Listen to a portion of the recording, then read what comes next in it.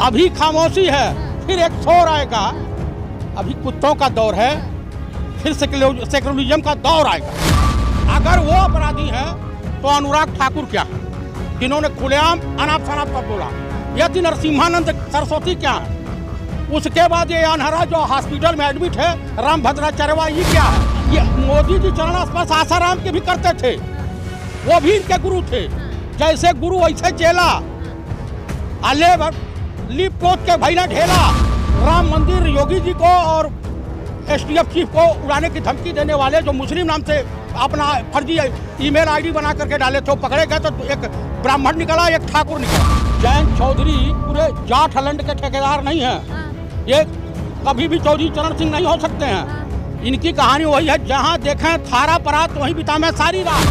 सैनिकों को खरोच भी आ गई मोदी जी, तो इस देश के लाखों लाख पूर्व सैनिक हैं, आपके का बैंड बजा देंगे। आरएसएस वाले बीजेपी वालों का निकलना हम पूर्व सैनिक जो है मुहाल, जीना मुहाल कर डालेंगे। क्या लग रहा है जिस तरीके से मुफ्ती सलमान नजरी पे एक तरफ से एफआईआर हुई, फिर दूसरी तरफ से क्या लग रहा है? अरे भाई, उन्होंने एक शेर कहा था, अभी खामोशी है, फिर एक शोर आएगा। अभी कुत्तों का दौर है, फिर सेक्युलरिज्म का दौर आएगा। आप पे भी एफआईआर होगी जैसे उन पे हो रही है, एक बार एफआईआर हुई फिर एफआईआर हुई। अरे तो हो जाएगी तो हम भी जेल चले जाएंगे, हम तो ब्राह्मण आदमी। हाँ। हमारे जाने से मोदी का नुकसान होगा। हाँ। ब्राह्मण बिरादरी बगावत पर उतर जाएगी और इनका अंतिम संस्कार कर देगी। हाँ। भाजपा और संघ का अंतिम संस्कार कर देगी। हाँ। मैं आपके चैनल के मार्फत एक कहना चाहता हूँ, हाँ। देशवासियों से कहना चाहता हूँ, हाँ। कि कृपया आप लोग इन फिरका परिस्थिति ताकतों से सावधान हो जाएं। हाँ। देश बड़े बुरे दौर से गुजर रहा है। हाँ। यहाँ चाइना का हस्तक्षेप बढ़ते जा रहा है। हाँ। हमारे देश की जितनी भी संस्थाएं हैं, पीएसयू हैं, ये धीरे धीरे गौतम अडानी अंबानी को बेचते जा रहे हैं। अभी इन्होंने आरक्षण को समाप्त कर दिया है सरकारी नौकरियों में। अभी हमारे देश में बेरोजगारों की बहुत लंबी तगड़ी फौज खड़ी होने जा रही है। इस देश के किसानों का शोषण चल रहा है, शोषण का दौर चल रहा है। ये हमको और आपको हिंदू मुसलमान भारत पाकिस्तान मंदिर मस्जिद के नाम पे समर्थन में है। हाँ जी, बिल्कुल हूँ। हाँ। वो बेचारे एक उपदेशक हैं, एक शायर हैं, अपना प्रचार प्रसार करते हैं। जैसे हमारे वहाँ तमाम जो है ये कथावाचक हैं, सेम उसी तरीके से हैं। अगर वो अपराधी हैं तो अनुराग ठाकुर क्या हैं, जिन्होंने खुलेआम अनाप शनाप सब बोला। हाँ। यदि नरसिम्हानंद सरस्वती क्या है, उसके बाद ये अनहरा जो हॉस्पिटल में एडमिट है रामभद्राचार्य, ये क्या है, इसकी किस श्रेणी में आता है। इसने तो चौबे और पाठक, उपाध्याय, ओझा को ब्राह्मणों में नीच कहा है। ये इससे पूछे अंधे को, पूर्व जन्म में पाप किया था तो अंधा पैदा हुआ, अगले जन्म में पाप किया तो कुकुर पैदा होगा। तो मेरे कहने का जगत गुरु है, जगत गुरु शंकराचार्य नहीं हो सकते हैं। हाँ। किसी भी जगत गुरु शंकराचार्य का एक भी किसी धर्म के खिलाफ बयान बता दीजिए तो बता दीजिए।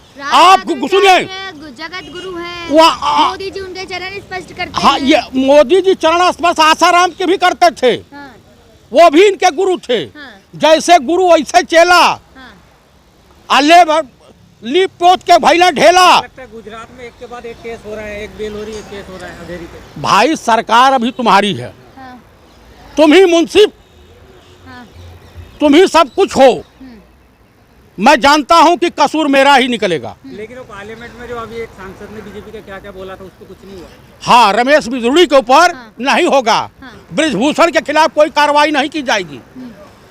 और ये जितने लोग हैं इनके, चिन्मयानंद के खिलाफ कार्रवाई नहीं होगी। हाँ। इनके जो बलात्कारी आईटी सेल के पकड़े गए थे, हाँ। बीएचयू में बलात्कार किया, उनके खिलाफ कोई कार्रवाई नहीं होगी। हाँ। एक इंस्पेक्टर ठाकुर इंस्पेक्टर था, इनकी हत्या जो करने वाले थे इन्हीं के पार्टी के थे।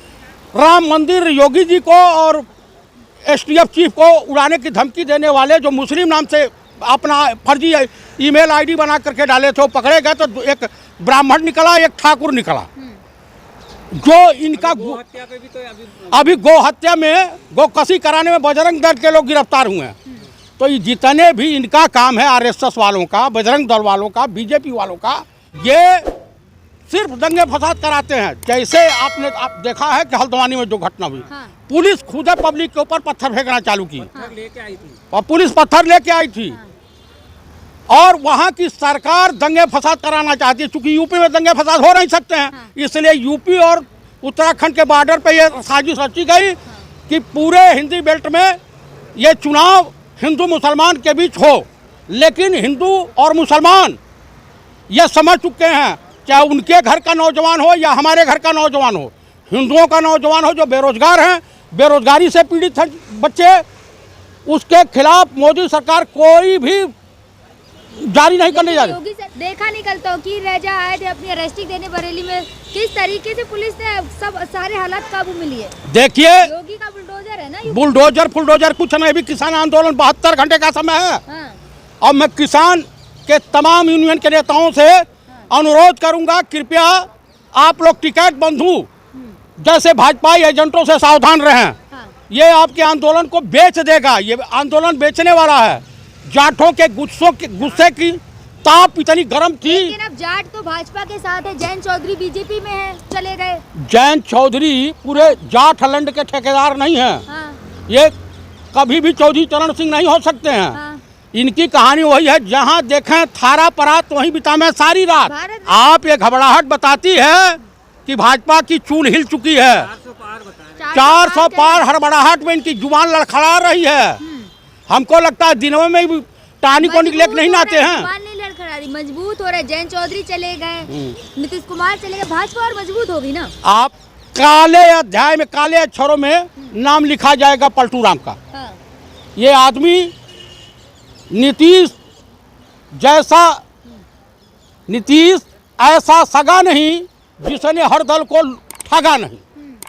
वो भाजपाई एजेंट के तौर पर आए थे इंडिया गठबंधन में, और हम लोग समझ चुके थे, हाथ पैर पकड़ा था भाई राहुल गांधी जी का। अच्छा, पंडित राहुल गांधी का पैर पकड़ लिया था, वहाँ बेइज्जत हो रहे थे, पैर पकड़ लिया था नीतीश कुमार ने। लेकिन इंडिया गठबंधन तो अब वहाँ के कुर्मी समुदाय के लोग भी कह रहे हैं कि इसने तो हमारी कौम को बेच डाला है। आप तो इंडिया गठबंधन को ही नहीं संभाल पा रहे। जैन चौधरी चले गए, नीतीश अरे भाई सुनिए, जिसको जाना हो जाए। हाँ। तो बचा कहाँ गया? बचा सुनिए कहाँ? भाई, हमारे जो पुराने यूपीए के साथी हैं, हाँ। वो हैं हाँ। स्टालिन हैं, हाँ। उद्धव ठाकरे जी हैं, शरद पवार जी हैं।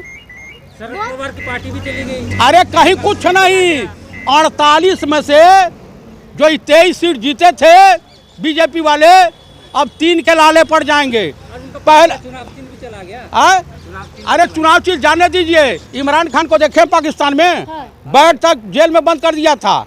अब देखिए कि जीत गए ना, वही हालत इंडिया में होगी। अच्छा, कांग्रेस जाएगी 400 के पार, ये 85 का 84 का रिकॉर्ड टूट जाएगा। मोदी जी तो बोल रहे 370 से ज्यादा सीट तो हम बहुत बड़ा काम करने वाले। कहीं कोई काम नहीं करने वाला है। 10-20 हजार फौजियों को मरवा देगा चाइना से भीड़ के, और क्या करेगा?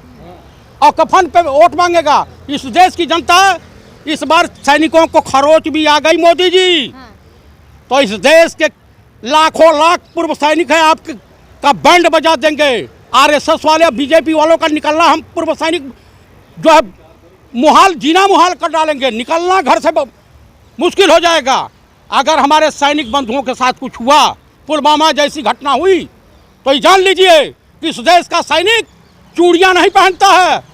अगर हम दुश्मन देशों के दांत खट्टे करने की कम आदा रखते हैं, तो देश के गद्दारों का भी, और देश का प्रधानमंत्री मैं दावे के साथ कहता हूं चाइनीज एजेंट है।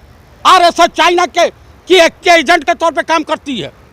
बिना सबूत के बात कर रहे हैं। मैं सबूत के साथ बात कर रहा हूं। कौन सा सबूत चाहिए आपको? सबूत क्या है आपके पास? आप मोहन भागवत से कौन चाइना के राजनयिक की सांसद से मुलाकात करने गए थे नागपुर में? बता, मैं वो देख रहे थे कि कैसे काम करती है। कैसे काम करती है आरएसएस। अरे डीलिंग करने गए थे, समझ रहे हैं, कि सेना को कमजोर करो ताकि हम आपके अरुणाचल वगैरह पेंगांग झील उन पे कब्जा जमा लें। राष्ट्र भक्त है वो, अब ऐसी बात है। हाँ, नाथूराम गोडसे राष्ट्रभक्त थे, सावरकर राष्ट्रभक्त थे, हेडगेवार राष्ट्रभक्त थे, तो नहीं थे ये राष्ट्रभक्त थे। जब भारत छोड़ो आंदोलन चल रहा था तो ये अंग्रेजों की मदद कर रहे थे, सब मिलकर के, संघी विश्व हिंदू परिषद वाले सब मिलकर के मदद कर रहे थे। क्या बात कर रहे हैं?